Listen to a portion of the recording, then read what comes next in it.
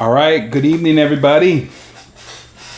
And we're gonna hopefully get through this pretty quick. This is Plan Your Greatness.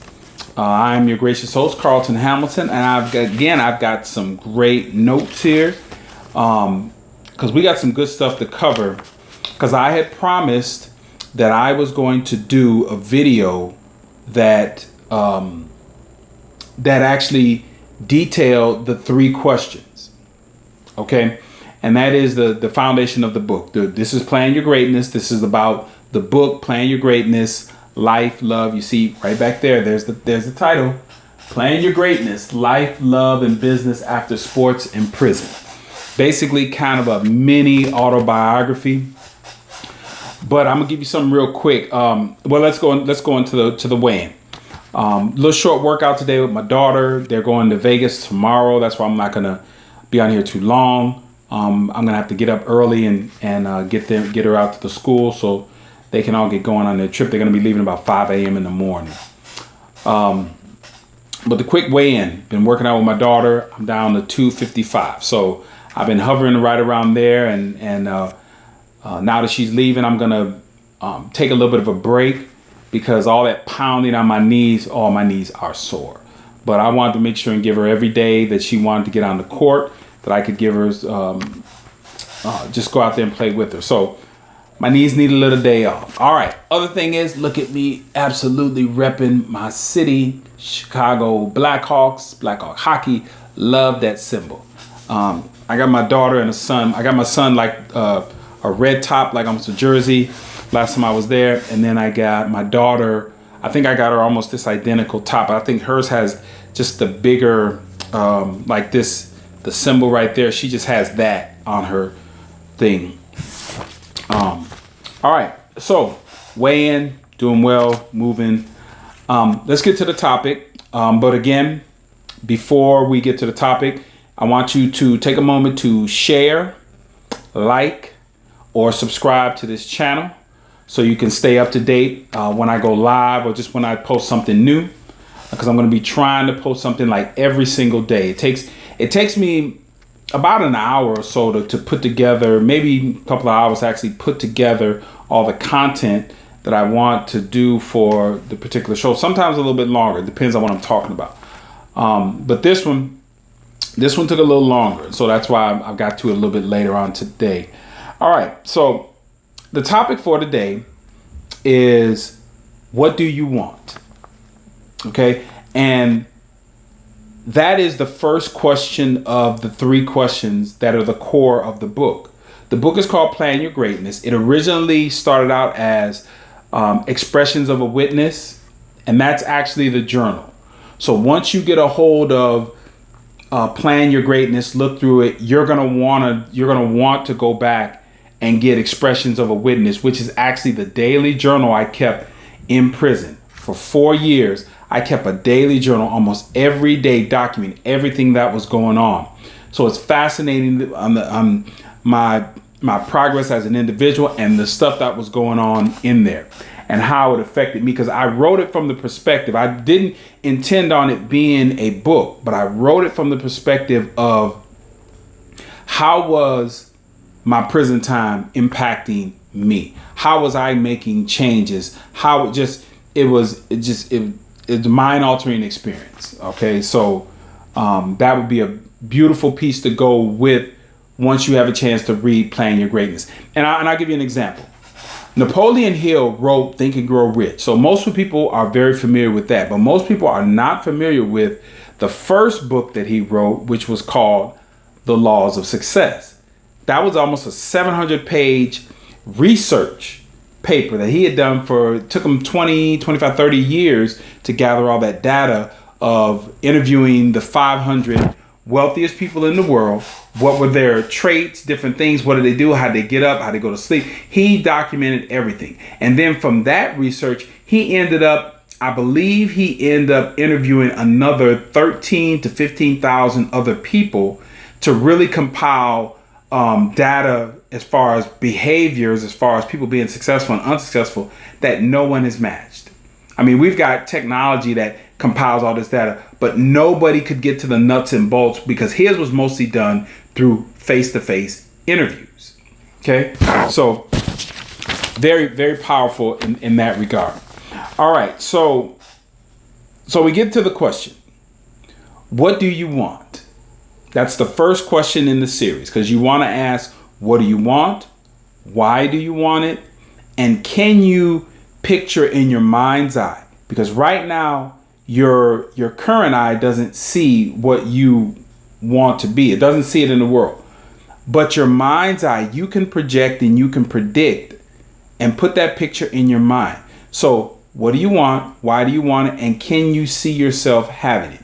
Those are the three questions. But we're going to work on today. We're going to work on what do you want?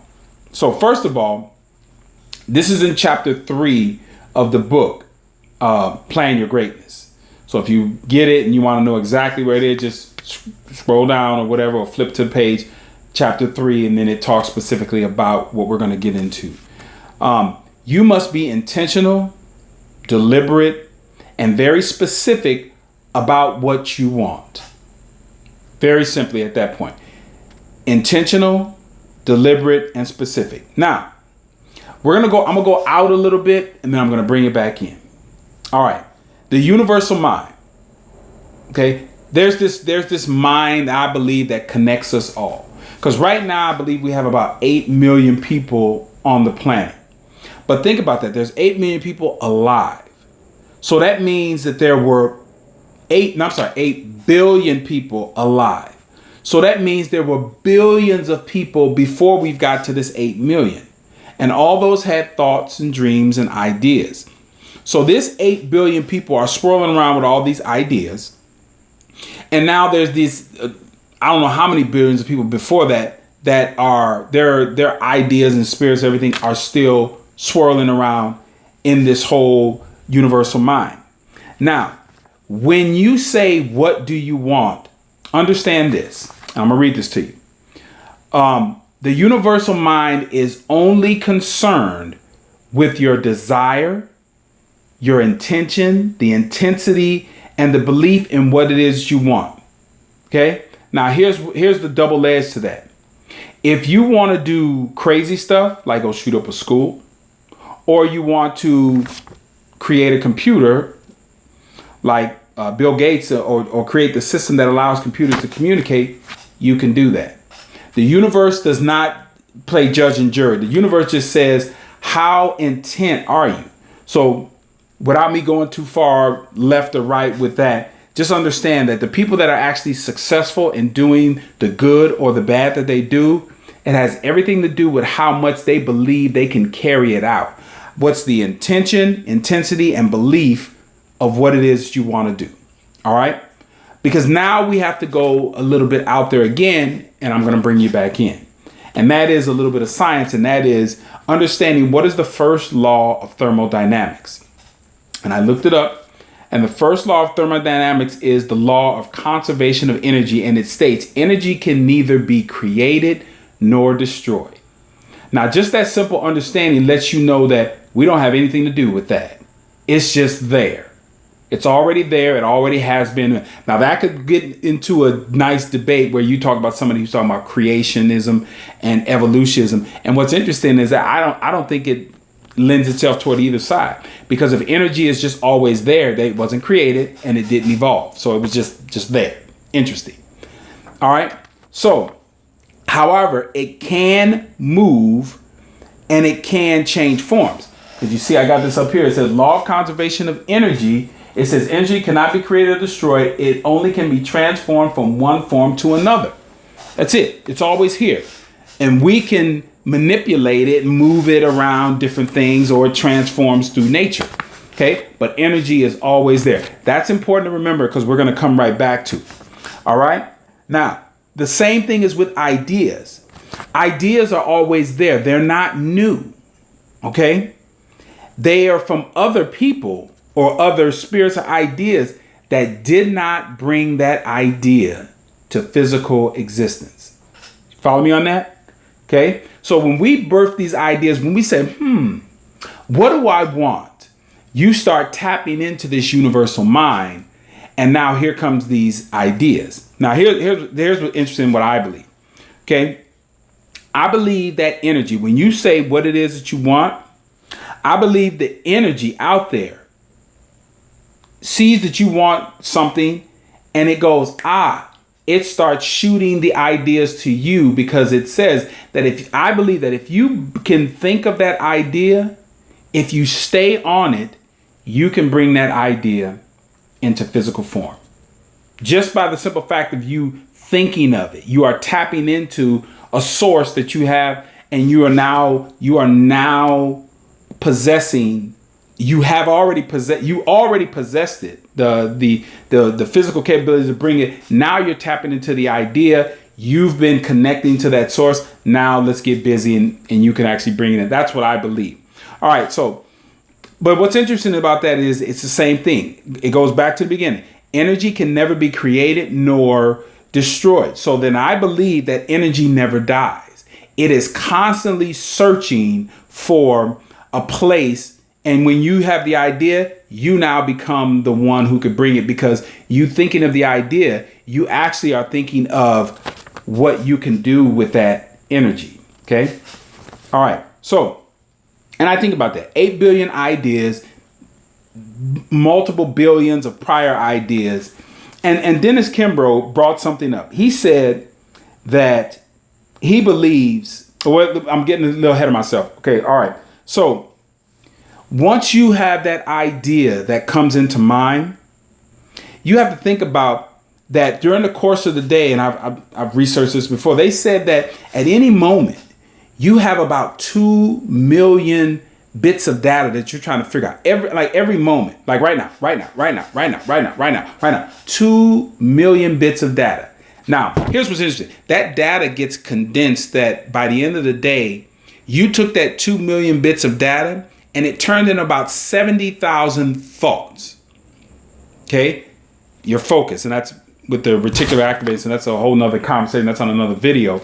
But what's interesting is that Dr. Dennis Kimbrough said that every person out of those 2 million bits of data that result into 70,000 thoughts, he says there's 3 of them that out of those 70,000 in a day. So through the course of a year, he says 3 of those ideas, if you actually acted upon them, they would bring you financial freedom.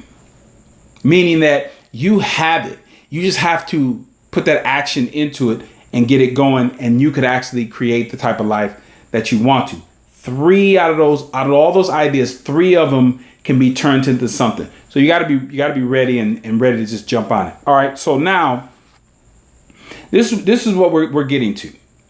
You go back to the original question. What do you want? Okay. So now you know what you want. So now you start that process. So you begin with the end in mind. You say, I know what I want. So now I go and say, what is that going to look like down the road? Is what I want going to take me a year or whatever? So you decide what it is, and then you kind of look and say, okay, maybe it'll take 1 or 2 years. But now you do this process, what they call reverse engineer. You say, okay, what does it look like completed? And you say, okay, where would I be in 6 months to that goal? So now you say it's a year, and you go, well, that might be a little bit too short. Okay, so in 2 years. So then what am I going to look like in a year? What am I going to look like in 6 months? What am I going to look like in 3, 2, 1 week? What am I going to look like tomorrow? Because what you do when you reverse engineer, you can bring it all the way back down to what am I going to do today that's going to take me there? Because you already know from what it looks like here, each of the weeks, months, days back here, what you need to do on a regular basis. Because then what that does, that creates your daily activity. So now you've got daily behaviors that are marking it. So you're not looking so much at this long goal, which would be overwhelming. You're looking at what you need to do every single day. You follow me? Okay. All right. So those daily behaviors turn into habits.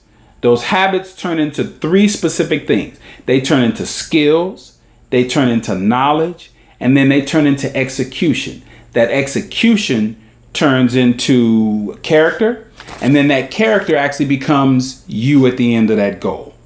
Okay? It becomes very simple in that regard once you break it down. All right?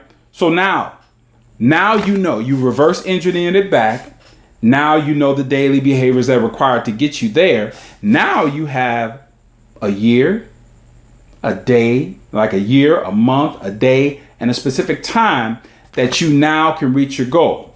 And now what Dr. Dennis Kimbro says in that regard, he says now it becomes a mathematical equation. It becomes a statistical event, because now you can look around and say, that is about the day or time or month that I'm going to hit my goal. All right. So, and he also specifically talks about, he says, because you're measuring it. He said, once you start measuring something, once something is getting measured, it tends to get done. All right. So now statistical event, it's a mathematical equation. Now, this is the caveat to that. I want you guys to listen to this very closely. When I was in prison, I would sit there and think about all the things I did in the past. You know, you can look, little baseball ring championship right here when I was playing, right down here in the corner. If people that are, let me move that a little bit so you can see right there in the corner. That little chicken doll, I've had that thing for, I want to say since 1985, because I always pitched very well when the chicken showed up. Every level that I pitched, the chicken showed up, I got down. And so I can go back in my past and think of, I'm just telling you right now, when the chicken showed up and I was pitching that day, I was happy, because I was like, me and him going to get down, because it was a packed house. He was going to put on his crazy show and I was going to get down. So I used to go back in time and while I was in prison and relive all the great moments in high school and in college and then in professional baseball.